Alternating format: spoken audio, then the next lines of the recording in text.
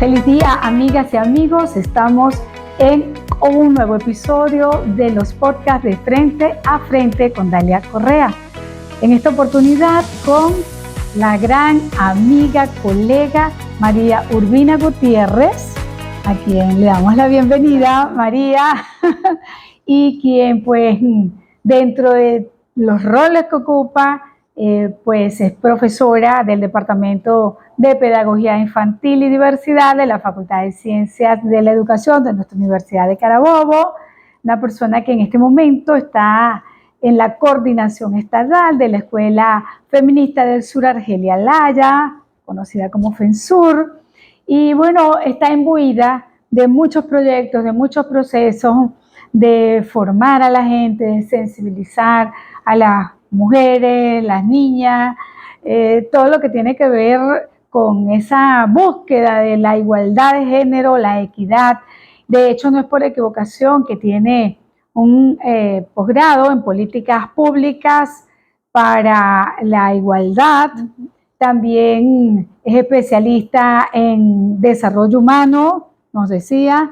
Tiene un doctorado en ciencias sociales, así como ustedes la ven, jovencita y todo, tiene un doctorado en ciencias sociales, mención estudios culturales y bueno, durante muchos años hemos compartido espacios académicos de lucha feminista y pues a propósito de que esta semana hemos celebrado el Día de la Mujer y la Niña en la Ciencia, coincidimos en un bonito acto organizado por Fundacite Carabobo y allí, bueno, convinimos, vamos a vernos, vamos a hacer este podcast porque siempre es importante que nos manejemos en la actualidad, que nos manejemos en función de la transformación de nuestro país, sobre todo en momentos donde se requiere tanto diálogo, María, se requiere tanta, digamos, unidad en función de nuestro país, nuestra soberanía, nuestras mujeres, nuestros hombres, nuestros niños y niñas, en fin, buscar esa conversación diáfana, esa posibilidad de seguir construyendo, creando, y pues nos contenta mucho tenerte acá en este episodio, nuevo episodio de Frente a Frente. Muchas gracias. Bueno, te doy las gracias porque para mí es un placer estar acá por el hecho de que las personas puedan conocer los proyectos en los que estoy trabajando, que son proyectos comunitarios, son proyectos para las mujeres, para los hombres, para las niñas, para los niños, y especialmente en esta área de lo que es la participación de las mujeres y las niñas en la ciencia, porque parece un espacio que es como muy específico y las personas creen que no es abierto, que no puede ser un espacio donde todas las personas puedan de una u otra manera dar su granito de arena. A veces se cree que es solo un espacio para la universidad y simplemente por desconocimiento, pues las comunidades no producen conocimiento científico porque creen que no son características que están dentro de los cánones que se trabajan en las universidades, y muchas veces hay mucho conocimiento que se hace en las comunidades sin el hecho de cumplir con esos cánones, porque la innovación, la ciencia y el desarrollo del conocimiento no es lineal, sino que muchas veces se va dando con la dinámica social y el contexto cultural de cada país, de cada comunidad, de cada estado. Bueno, fíjate qué importante lo que tú estás diciendo, María, porque justamente el 9 de febrero arrancó lo que es la nueva campaña, a través del Observatorio Nacional de Ciencia y Tecnología, un ente adscrito a nuestro Ministerio del Poder Popular para Ciencia y Tecnología, comenzó lo que es la nueva recolección de data de investigación y desarrollo a nivel nacional. Y hay algo importante que tú lo has dicho y lo recordábamos justamente en esa celebración, en nuestras palabras, cuando les decíamos a esas mujeres que en su mayoría plenaron el auditorio, un doctor Humberto Fernández Morán, que está en nuestra biblioteca Manuel Feola Cruz de la ciudad de Valencia, y allí funciona todo lo que es una sala de la parte de desarrollo científico-tecnológico de acá de Carabobo, y lo comentábamos justamente a las mujeres con ejemplos sencillos de cómo desde el saber popular hay que integrarse, y justamente que habían varios sectores, el sector público, el sector privado, las industrias, las universidades y el otro gran sector, que es el sector de la gente, de la ciudadanía, del pueblo, de las comunidades, y que tiene mucho que decir. Yo ponía el ejemplo de la papa, por ejemplo, de las investigaciones que se han hecho, ¿verdad? De la papa allá en Mérida, donde tecnología y saber popular se han conjugado, pero también el ingeniero Marín Efraín, que es el presidente, Efraín Marín, el presidente de Fundacite, daba un ejemplo de la papa acá en Chirgua con las monjitas, o sea, y eso hace que nuestras mujeres que plenaron, como digo, esa sala, se dieran cuenta de, con ejemplos sencillos, cómo la ciencia y la tecnología no son solamente para una élite, sino que todo y cada uno de los residentes de una nación, si de verdad queremos producir una ciencia, una tecnología soberana, ¿verdad? Entonces, están llamados a eso. ¿Cómo desde FENSUR, desde esa escuela de formación, de esa escuela feminista, Argelia Laya, ustedes logran integrar no solamente la ciencia y la tecnología, sino todo eso, o ese vértice que les corresponde a ustedes desarrollar allí, María? Bueno, dentro de la Escuela Feminista Argelia Laya hay un todo, porque son distintas dimensiones en las cuales las personas pueden empoderarse, no solamente las mujeres, sino los hombres, a veces la juventud es la que a veces se acerca, y es el hecho de que la formación es constante en toda la vida. Entonces no podemos pretender entonces que es una escuela que está para un determinado grupo etario o para una determinada formación, porque muchas veces la gente se nos acerca y cree que es nada más la formación política, pero no, porque la ciencia también es política, el hecho de que participen en otros espacios como el emprendimiento, como el hecho específico de la agricultura, o sea, son todos espacios donde las personas requieren formación. Y cuanto más formadas están las personas en el área en que la necesitan, mayor participación van a tener. Entonces la escuela se maneja en ese ámbito, en qué necesita cada comunidad, qué es lo que valora en su formación para la escuela brindarle las herramientas pues, que poseen. Entonces somos un equipo multidisciplinario que nos dedicamos a eso, a ir a las comunidades, porque es una escuela que es pública, está adscrita a un viceministerio de Igualdad y No Discriminación del Ministerio de la Mujer, y la idea es acudir a las comunidades y escuchar lo que las comunidades necesitan, y a partir de ello, del diagnóstico, pues se hace un plan de formación, y allí puede entrar el área de la ciencia y tecnología, puede entrar, en su caso, el área de emprendimiento, puede entrar, si es de formación, alfabetización, porque es algo que sí, algo que lo tiene el nombre, que es Argelia Laya, claro, que todo el mundo la conoce como una educadora, y educadora para la igualdad, y es el hecho de que la alfabetización es primordial. A partir de allí es que las mujeres hemos accedido a la ciencia, a partir de allí es que las mujeres hemos accedido a los espacios de participación.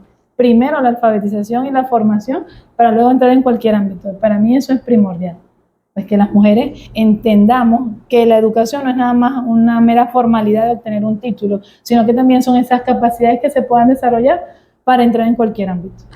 María, ¿y cómo tú puedes, qué le puedes decir a quienes nos están viendo acerca de esa integración, tú como mujer académica, universitaria, doctora, y las comunidades, en la vida cotidiana, en el día a día de nosotras las mujeres comunes y corrientes? Bueno, lo que pasa es que en este país hay una caracterización para las científicas o para las mujeres que hacen ciencia, que es una élite. Nosotras entramos al mundo de la educación después de la independencia de Venezuela. O sea, gracias a la revolución independentista es que las mujeres venezolanas logramos acceder a la educación. Y hablamos de las mujeres en su totalidad, no una élite. Porque antes de la independencia sabemos que la educación era bastante elitesca, y eso ha permanecido en la idea muy ligada a las universidades. Todas las personas tienen esa característica de aprender. O sea, no es algo que es solamente de un grupo social o de algunas personas que creen que nacen con las ideas en la cabeza. Toda la construcción social del conocimiento que tenemos es a partir de la vida cotidiana. Cuando sepamos e internalicemos que hacer ciencia es igual que cuando aprendemos a hablar, a bailar, o sea, forma parte de una cotidianidad, pues el problema estará resuelto. Y no lo veamos como algo aparte, algo que se aprende en la institución, algo que se aprende en la universidad. Y en otros países pues se internaliza, la cultura forma parte de la ciencia y la ciencia forma parte de la cultura. Y por eso también hay una relación muy intrínseca entre el arte y la ciencia, porque es un proceso creativo. Las personas que hacen ciencia son altamente creativas. Entonces, no necesariamente tengo que estar encerrada en un espacio académico para hacer ciencia o para construir conocimiento. Porque el hecho de que yo pueda ver una posibilidad de hacer algo o de construir algo que otra persona no lo vea, ya eso me hace garante de un pensamiento divergente y de una posibilidad de creación fuera o dentro de un espacio académico o institucional. Entonces, ver el construcción del conocimiento como algo cotidiano, para mí es elemental, porque así como aprendemos a bailar, también aprendemos a pensar y aprendemos a construir cosas que creíamos que antes no pudiera existir. Y un ejemplo que siempre digo a la gente es la de Luis Zambrano. Y todo el mundo ama a Luis Zambrano. Y quisiera también conocer a una Luisa, porque sí creo que hay muchos en Venezuela, porque, bueno, para los que no conocen, Luis Zambrano, un merideño innovador, que no necesariamente viene de las universidades. Entonces, es una persona que tiene muchas patentes de invención en función de las necesidades que existían en su comunidad y la muestra. Y tenemos aquí también una mención para las innovadoras, innovadores, sí, que es el hecho de que no tengo que estar en un espacio universitario para crear, para construir, para innovar. Porque como lo dije anteriormente, se cree que es como una línea, voy a la universidad, egreso y creo una tecnología, y eso no es así. Depende muchas veces de las necesidades para plantearse una solución a un problema que es netamente de mi comunidad, o sea, más nadie lo conoce. Y por eso es que es importante saber que la construcción del conocimiento viene en la cotidianidad.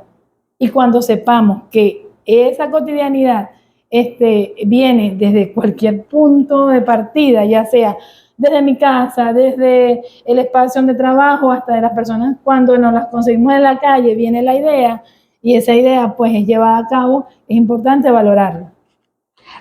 ¿Cómo, digamos, articulas tus investigaciones como profesora universitaria, investigadora, miembro de un personal académico de una universidad, con lo que se hace en las comunidades a nivel, ya no solamente de FENSUR, sino María Urbina, esa mujer feminista, creadora, que cree en la gente, que pertenece también a una comunidad?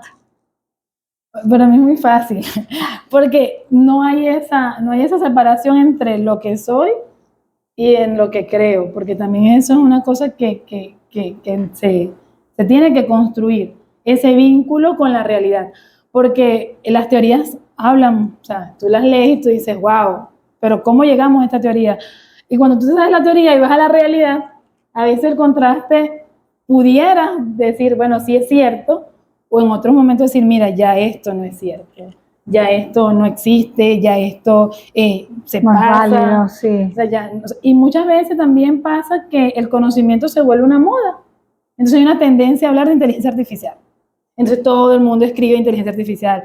Y a veces desde la academia pasamos al cientificismo que critica tanto Oscar Barzazki, que es donde las personas solamente quieren escribir un artículo porque está en tendencia, pero ese artículo ¿realmente impacta en la realidad? Exacto. O sea, ahí es donde viene la cuestión, ¿se transforma la realidad? ¿Para qué lo hago? ¿Para qué escribo? ¿Para mi ego o para la comunidad? Entonces tú dices, bueno, ahí es donde viene el cambio o la ruptura. Ya no eres una académica, sino que realmente quieres aportar algo al mundo en donde vives, porque realmente para eso existimos, para dejar una huella. Y no se deja la huella, pues si sigues encerrada dentro y lo agradezco porque de ahí viene mi formación, pero no nada más en la universidad pues se aprende también fuera de ella y a través de otros proyectos que uno puede hacer tanto en la comunidad como en otras instituciones y otros ambientes. Eso también permite que el cerebro piense de manera diferente, porque aprende cosas diferentes. No todo viene de un libro, no todo viene dado. También te das cuenta que tú construyes eso que está allí y las personas se dan cuenta de eso, que lo que construyen, o sea, fuera del espacio académico, contribuye a su calidad de vida. Y lo que estamos hablando ahorita es de calidad de vida. ¿Para qué voy a hacer entonces ciencia si eso no contribuye a la calidad de vida? Ciencia para la vida, como dice nuestra ministra Gabriela Jiménez. Fíjate algo, ¿qué podemos decirle nosotros a esas personas que dicen, ay, pero ¿para qué celebran un día de la mujer? Debería haber un día del hombre. ¿Para qué celebrar entonces un día de la mujer y la niña en la ciencia? ¿Qué sentido tiene eso? Bueno, tiene mucho sentido porque aunque las mujeres lo dicen muy poéticamente, somos el 50% de la población y la madre del otro 50%. Este 50% sí tiene vulnerados los derechos y lo sabemos cuando, por ejemplo, las primeras mujeres que egresan de la universidad prácticamente vienen del siglo pasado. La primera mujer afrodescendiente que egresa a la universidad es a mediados del siglo pasado. Ni siquiera hemos cumplido 100 años cuando la primera mujer afrodescendiente egresa a una universidad. O sea que si podemos medir o contabilizar cuánto es el número de egresados hombres y cuánto es el número de egresados mujeres, pues pudiéramos decirle la realidad. Que ahora las mujeres tengamos una paridad ha sido por políticas públicas inclusivas, porque quienes sabemos de perspectiva, sabemos que cuando tú implementas una política pública de inclusión para personas en condición de vulnerabilidad, sabes que 10 años después que puedes ver los frutos. Y en el 2018 pasó algo muy particular. Las mujeres a nivel de Latinoamérica, Venezuela tenía el mayor cantidad de mujeres científicas o en el área de la ciencia, tecnología, matemática e ingeniería, éramos los que mayor teníamos números. ¿Pero por qué? Porque 10 años atrás se implementó una política pública de inclusión masiva a las universidades para los grupos vulnerables. Entonces, ahí ves la respuesta. ¿Cuál fue el grupo vulnerable que mayor salió favorecido? Las mujeres. Entonces, eso te da una respuesta. Sí, y María, creo que también hay una cultura del registro, ¿no? Yo veía la data a propósito justamente de este Día Internacional de la Mujer y la Niña en la Ciencia de la ONU Mujeres, donde decía que solo el 33% de quienes pertenecen al sistema de ciencia y tecnología son mujeres. Yo les colocaba un comentario, yo les decía, miren, Venezuela, según el RECITBEN, el registro nuestro de ciencia y tecnología, el 54% somos mujeres, ¿no? Entonces, también creo que hemos avanzado en esas cosas. ¿Tú no piensas un poco que es así? Que a veces hay como subregistro o la misma mujer no comprende la dimensión de lo que hace y por eso no se ve como científica o como tecnóloga. ¿No habrá un poco de eso también, de que esa política pública de la que tú hablas también ha incidido para incentivar al registro?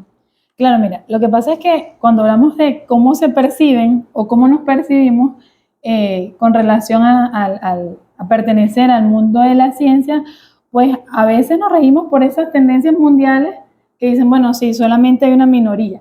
El problema es que aquí en Venezuela, aunque existe una mayoría, necesitamos todavía más políticas diferenciadas, porque te digo que el impacto de estas políticas en condiciones de vulnerabilidad hace 10 años fue tremendo. O sea, muchas mujeres pudieron acceder a becas, muchas mujeres pudieron acceder, hace más de 10 años, te estoy hablando de esas políticas públicas. Hace más. Había becas para estudiar en el exterior. O sea, muchas personas que están en este país actualmente se formaron fuera con becas netamente pagadas por el Estado venezolano y ahora están viendo sus frutos. La cosa es esa, pues, valorar en este aspecto esas políticas públicas que deben seguir. O sea, eso es reiterado, eso es siempre mantenerlo, aunque sabemos lo de la crisis económica que hemos vivido, es importante mantenerlo.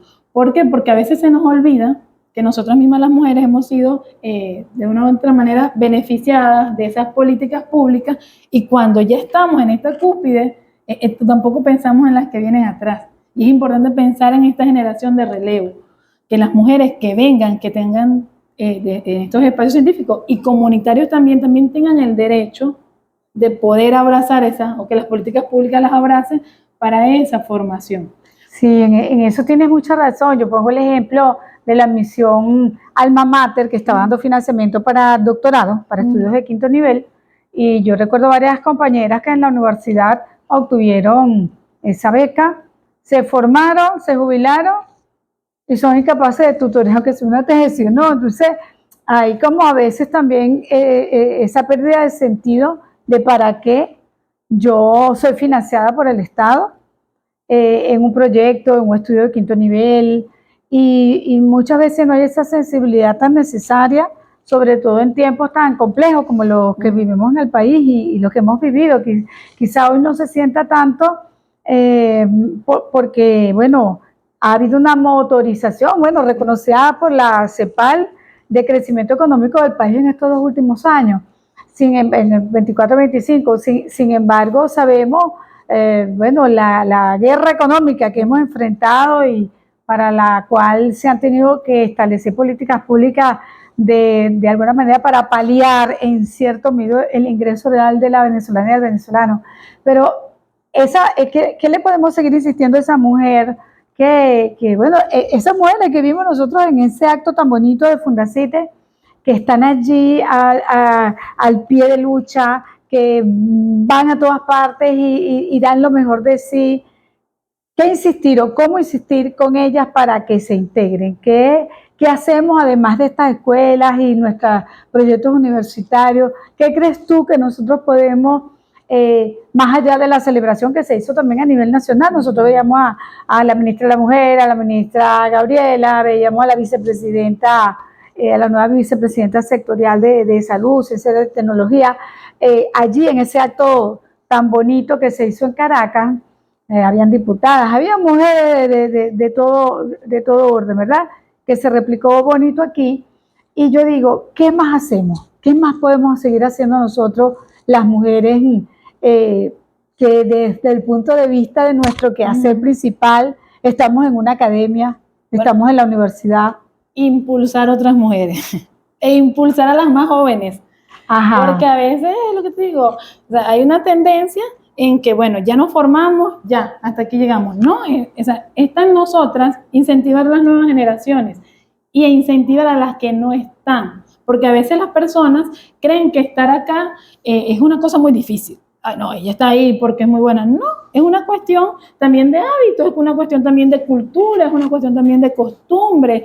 Y tú misma te vas formando y te haces consciente de que se vuelve una costumbre, pues leer. Se vuelve una costumbre investigar. Bueno, se vuelve una costumbre cuestionar. Eso ya se forma parte de lo que tú eres, de tu cotidianidad. Y no es difícil cuando la persona comprende. Cuando la persona comprende que lo que está haciendo acá es para transformar su forma de vida, para transformar dónde vive, la calidad de vida, cómo impacta. Y para mí lo más importante es que las personas sepan por qué tienen que estar acá, porque tienen que estar acá, o sea, tienen que estar a la vanguardia, tienen que estar siempre en constante formación y actualización. ¿Por qué? Porque así es el mundo es dinámico, el mundo cambia. Y a veces con lo que creemos que era todo, o sea, cuando ya esas certezas que teníamos, todo se derrumba y tienes que volver a comenzar. Entonces esa capacidad de saber que te vas a equivocar, esa capacidad que tienes que tener de volver a pararte, de levantarte, de resistir y de estar acá porque tienes amor por las demás compañeras, porque también eso te mueve, y no es nada más porque dentro de la ciencia muchas veces te invitan a la competencia, y esto no es un espacio de competencia, esto es un espacio de compartir saberes. Cuanto menos le dices a las personas, ese conocimiento se muere contigo. Y entonces ser científica no es nada más tener toda una cantidad de títulos y paper publicados, sino también para qué sirve y si realmente llamaste a otras. Entonces, el hecho de impulsar a las nuevas generaciones y a las que no están, para mí es importante, sepan que este es su espacio. Y que desde la independencia se nos liberó este espacio para las mujeres y para todas las personas, independientemente de su condición económica. Todo el mundo tiene derecho a acceder a la educación, ya sea pública y si usted quiere privada, pero acceda porque es un derecho. Y los derechos no se dejan, los derechos ya se conquistan y uno lo que hace es habitar los espacios que se nos garantizan, y sobre todo a las mujeres. El derecho más hermoso que puede existir es la educación. La educación parece mentira, es algo que las personas no lo valoran mucho hasta que ves la transformación que eso hace en sí misma y dices, mira, eso fue a través de la educación. Y bueno, has dicho una palabra clave que es amor. Justamente hablando de amor, estamos en el mes del amor, estamos en febrero. Y ciertamente que yo creo que hay que hacer las cosas con pasión, con cariño, con amor al otro. Y dejar ese modelo depredador que además nos ha puesto a competir, no solamente entre hombres y mujeres, sino entre mujeres mismas, y que realmente hay que mostrar sororidad porque de alguna forma es ese sentimiento de estar allí develando o ayudando a develar esa ciencia para la vida, que a mí me encanta eso de verdad, de la ciencia para la vida, esa nueva concepción científica de la ciencia abierta, del saber compartido, del intercambio de saberes, de no quedarnos con eso, sino darlo, ¿no? Yo veo, y bueno, es algo que creo que en eso hemos avanzado en nuestra facultad de Ciencias Económicas y Sociales, y es que nosotros vamos produciendo libros para los jóvenes y están en acceso abierto. Eso es importante. Y a mí me gusta porque en Venezuela en los últimos años hemos tenido una gran producción literaria para la gente, que los puedes descargar de una página y te puedes formar. O sea, que aquí el que no se forma, María, ¿verdad?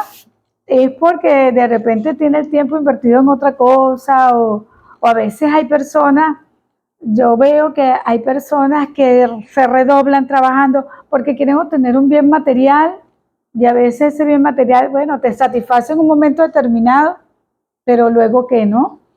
Y los conceptos de bienestar hoy en día también han variado, ¿no? Tienen más que ver con compartir, como lo decías tú, con esa capacidad de amar, de vernos a la cara de otra manera que como nos acostumbraron en esas competencias. Ese departamento en el que tú estás en la universidad, me gusta cómo se llama, Pedagogía Infantil y Diversidad. ¿Qué hacen allí en ese departamento? ¿Qué forman? Ese licenciado en educación cuando pasa por allí y ve algunas materias de ese departamento, tienen una mención. ¿De qué va eso, María? Bueno, ahí egresan las licenciadas en educación, mención inicial, son las docentes en preescolar, que nosotros reconocemos como preescolar. Está bastante estereotipada para las mujeres, lamentablemente. Nos gustaría tener más compañeros allí porque es un área vital. ¿Por qué? Porque en la primera infancia se forman nuestras científicas y nuestros científicos. Actualmente estoy coordinando un semillero de semillero científico de arte con ciencia. Entonces, ¿qué hacemos? Enseñamos a niños y niños ciencia a través del arte, a través de la poesía, de la música, del dibujo, de la experimentación. Entonces es un departamento que tiene un eslogan muy, muy creativo y a mí me encanta, que es que aprendemos jugando. Entonces la idea es que el niño o la niña desde su primera infancia pues se forme y tenga esa capacidad y esa fortaleza para crear. Porque una vez que ha interiorizado que todo lo que está en la vida ha sido creado por una persona y esa persona es ella o él, en su caso, pues nada lo detiene. Y cuando... Esa capacidad para preguntar, para la curiosidad, ¿verdad? Y cuando viene alguien del departamento que cursa una asignatura, una unidad curricular que ahorita se llama Educación para la Diversidad, pues queda muy perplejo porque es la capacidad de saber que existe una diversidad cultural, una diversidad en el área de género, hay una formación que tiene que ver también con discapacidad, o sea, realmente las personas tienen derecho y tienen derecho a una educación de calidad. También pues se forman en el área de cómo implementar estrategias para dar una educación inclusiva, porque forma parte también de esa unidad curricular. Y es bastante bonito porque tú te das cuenta pues que en nuestra infancia esa capacidad de formar a niños y niñas pues no era algo culturalmente aceptado. El niño y la niña no tenían derecho, el niño y la niña eran de su mamá y de su papá. Y en esta nueva generación pues más bien se inculca pues el hecho de que el niño y la niña tienen derechos y tienen deberes y tienen ciudadanía. Entonces es como que pasar la página a que es una persona que necesita formación a una persona que ya tiene sus capacidades y que está allí para fortalecerlas y dar lo mejor de sí en la vida. Sí, mira, qué bonito que tú estés participando, ya estamos finalizando nosotros con el programa, estés participando con un semillero. Mira, yo creo de tantos programas que tiene el Ministerio y tantos entes adscritos que tiene el Ministerio Popular para Ciencia y Tecnología, creo que uno de los programas más hermosos es el de Semillero Científico. Sí, y eso que ustedes están haciendo de mostrar y enseñar la ciencia a través del arte me parece maravilloso, porque uno mismo ve cómo a los niños les llama tanto la atención, son curiosos ante cositas sencillas como lo decíamos ese día de la conmemoración de la mujer y la niña en la ciencia. Y había, por cierto, una niña, ¿te acuerdas? Que declamó, una niña estuvo allí. Y es bonito ver cómo ya ellos se van identificando o con el cosmos, las estrellas, un laboratorio, un microscopio, o se identifican con un robot. Es decir, es tan bonito lo que está ocurriendo y yo por eso también celebro mucho la Universidad de las Ciencias, doctor Humberto Fernández Morán, porque me parece que para mí es una de las mejores creaciones que hemos tenido en el último año en el país y de verdad que necesitamos nosotros seguir insistiendo no solamente con las niñas, sino con los niños, ¿verdad? Que son esos futuros hombres y mujeres que tanto necesita la patria. Bueno, María, un mensaje final para quienes nos ven. Ya estamos entonces en estos minutos finales del programa. Bueno, el conocimiento no se construye si nosotras no lo hacemos, nosotras como personas. O sea, todo lo que está en este planeta ha sido construido por personas. Y si estas personas las han construido y no han venido del otro planeta, somos nosotras. Y no hay más nada que hacer sino que ponerse a trabajar por un bonito país, por una transformación social que implique la igualdad de condiciones y la igualdad de oportunidades, porque todas las personas tienen derecho a este acceso al conocimiento, y más como le dijiste, que es un acceso que lo que se está impulsando es un acceso libre, abierto, y la invitación es esa, pues pongamos un granito de arena para nuestro país, porque lo amamos y lo adoramos, y por eso no nos hemos ido de aquí, y porque tenemos fe en que las personas pueden construir un mejor mundo. Y en eso sí, siempre lo he pensado. Tengo mucha fe en las personas, porque sé que las personas pueden hacer de esto un mundo mejor y de sus comunidades un espacio mejor para sus hijos, para sus hijas, para sus vecinos, para las futuras generaciones. Gracias. Sí, bueno, insistir entonces en que la ciencia y la tecnología tienen que ser para la vida, no para la guerra, no para la destrucción. Y bueno, como dice el presidente Maduro, debemos decir sí a la paz, no a la guerra. Así que hasta un próximo Frente a Frente.